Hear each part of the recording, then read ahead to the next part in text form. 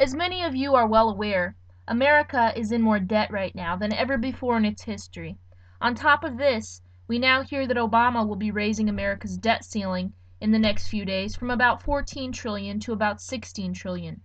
Now, being aware of our increasingly grave debt problem here in America, I want to present this video to you for your own careful consideration, that you can come to your own conclusion and seriously consider what this all means.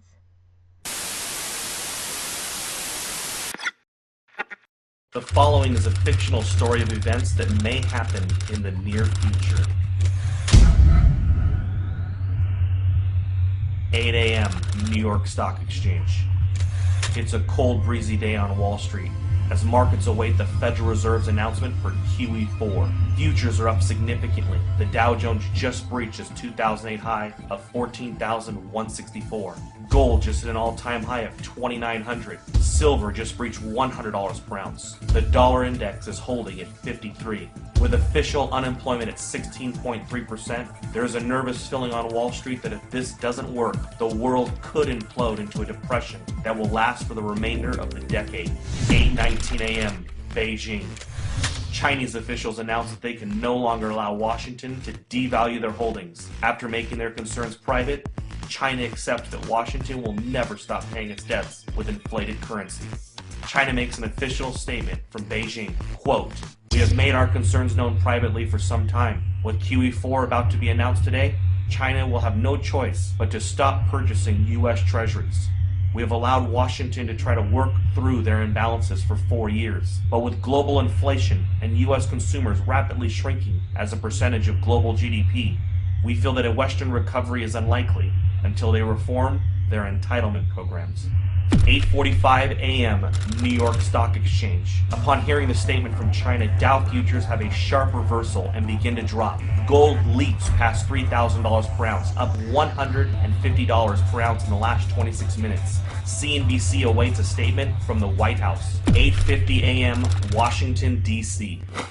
The president makes an official statement to calm investors' fears. He tells Americans that he has spoken with several G20 leaders. They have assured him that they will continue to increase their purchase of treasuries and believe that a strong U.S. economy is the only thing that will bring back global prosperity.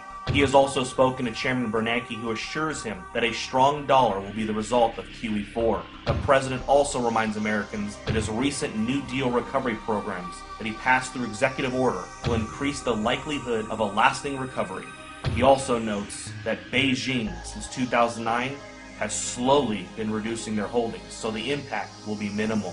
9:51 a.m. New York. Dow futures fall 850 points in the first 20 minutes of trading. Markets are halted for 1 hour by the authorities. 10 a.m. Main Street, America. The news about the stock market in China has now spread.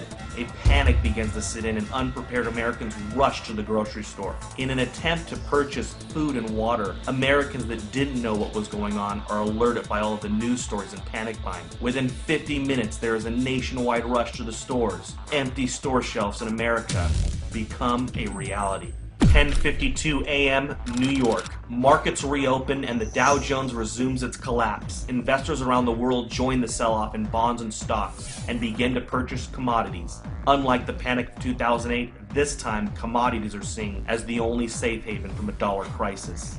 11:30 a.m. New York. The Dow falls 1,700 points since reopening. Trading is halted for at least 2 hours. The Federal Reserve injects $200 billion into the markets and announces that QE4 will be delayed until further notice. Congress is called back to D.C. for an emergency joint session. Some members of Congress are saying that they consider China's statement a financial attack.